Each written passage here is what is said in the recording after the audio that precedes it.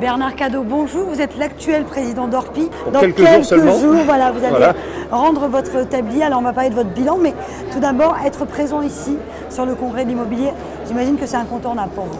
C'est à la fois incontournable et ça fait beaucoup de sens parce que nos professions ont besoin d'un syndicalisme fort et représentatif. Et Orpi est le réseau leader des agences immobilières, mais à nous tout seuls, on n'est rien. Il faut justement que cette représentativité soit forte et le congrès de la FNIM est effectivement un passage incontournable. The place to be. The place to be, donc voilà. Aujourd'hui. Et c'est donc pour cela que vous... Et puis il y a un autre événement quand même, c'est qu'il y a un grand président qui va laisser la place, Jean-François Buet, qui va laisser sa place et officiellement, je dirais, le passage de témoin tout à l'heure. C'est aussi une des raisons pour lesquelles il faut absolument être ici. Vous garderez une bonne image, un bon souvenir de ce qu'a pu faire M. Buet? Excellent souvenir.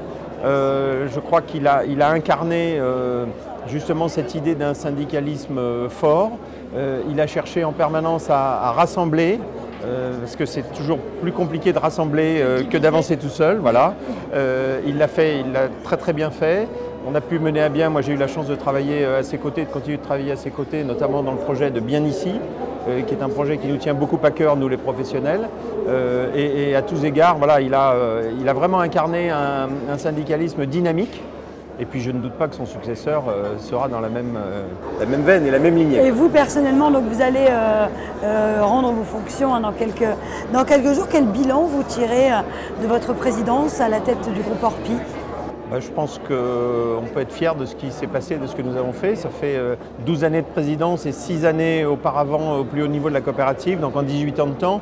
Ce que je dis communément, c'est que j'ai eu la chance et le privilège d'avoir le temps pour moi et la durée qui m'a permis de mener à bien des projets, de les voir se concrétiser sur le long terme, ce qui n'est pas toujours facile et ce n'est pas toujours l'apanage, y compris des grands capitaines d'industrie ou des grands patrons. Donc j'ai eu cette chance-là. Nous avons eu aussi la chance, Orpi c'est une coopérative, donc on est en permanence dans cette conviction et emmener des femmes et des hommes dans des projets, c'est très gratifiant quand il y a cette adhésion. Et puis le résultat est là. On a pris le virage du digital et on l'a pris très fort il y a 2 ans parce que c'est très important et je pense que ça n'est pas terminé. Voilà, donc un bilan positif. Et puis aussi, et j'espère que c'est la dernière fois qu'on va prendre ça comme quelque chose de positif, vous allez comprendre pourquoi. Je suis ravi que ce soit une femme qui soit la première femme présidente du réseau leader des agences immobilières en France. J'espère vraiment que dans quelques années, ça ne sera plus un sujet. Christine Fumagalli, bien sûr, qui va vous remplacer. Voilà, et qui fait partie de mon équipe et qui est quelqu'un tout à fait capable d'amener Orpi encore plus haut. Mais franchement, j'espère qu'on n'en parlera plus parce que ça sera devenu quelque chose de normal. Pour l'instant, c'est pas encore tout à fait... Oui, aujourd'hui, c'est vrai qu'on a l'impression que le monde, en tout cas les grands patrons de l'immobilier, on s'en félicite encore, ce qui est mon cas. Des hommes. Donc vivement qu'on s'en félicite plus parce que ça voudra dire que les femmes auront pris définitivement leur place dans la gouvernance des entreprises. Et Orpi montre donc le bon exemple en la matière. Pas. Non, exactement. Orpi donc donne le bon exemple en la matière. L'immobilier se porte bien, voire même très bien, on est d'accord. Oui, alors l'immobilier se porte bien, le marché est très actif. Pour autant, il y a des problèmes de fond, notamment un déséquilibre très important entre l'offre et la demande, qui est un déséquilibre récurrent. Et nous comptons bien que ce nouveau gouvernement qui arrive s'y attelle. On parle de choc de l'offre. Effectivement, il faut qu'il y ait beaucoup plus de logements sur le marché, que ce soit de la construction ou de la rénovation du parc existant. Comment on fait alors? Pourquoi? Parce que s'il n'y a pas assez d'offres et beaucoup de demandes, ça fait une pression constante sur les prix. Et après, on peut faire les commentaires que l'on veut. On est toujours dans ce hiatus-là. Ben, comment on fait? D'abord, il faut libérer la construction et le projet de loi logement nous paraît très intéressant parce qu'on parle de réduire les normes, on parle de simplifier, on parle donc de fluidifier ce marché qui en a vraiment besoin. Et puis il y a aussi tout le volet du parc existant de logement.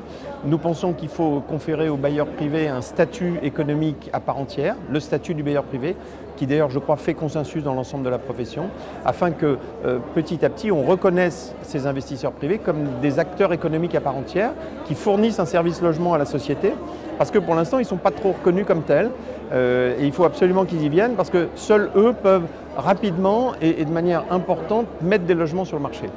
La loi Macron, comme par exemple la la loi de Nicolas Hulot concernant la taxation des biens polluants, enfin la taxation des ventes.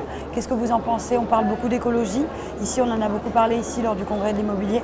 Ça vous paraît important? On est tout à fait d'accord sur l'objectif.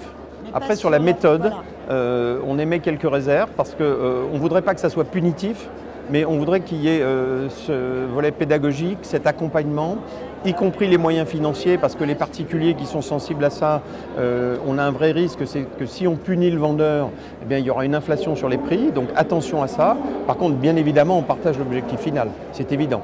D'autant que dans certaines parties du territoire, vous avez la double ou triple peine, c'est que vous êtes dans un certain territoire qui est mal desservi, dans des maisons qui sont des passoires thermiques, avec un coût de chauffage, etc. Oui. Donc oui, sur le fond, attention à la méthode, à ne pas trop brusquer les choses.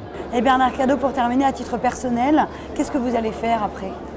Ben pour l'instant, je ne sais pas trop, mais j'espère pouvoir continuer d'apporter ma compétence et l'expérience que j'ai pu acquérir pendant ces 18 années pour une cause qui est, je ne vais pas dire que c'est la seule qui vaille, mais enfin c'est quand même une cause majeure dans la société, c'est le logement, parce qu'on en a vraiment besoin. Merci beaucoup Bernard. Merci à vous. Merci.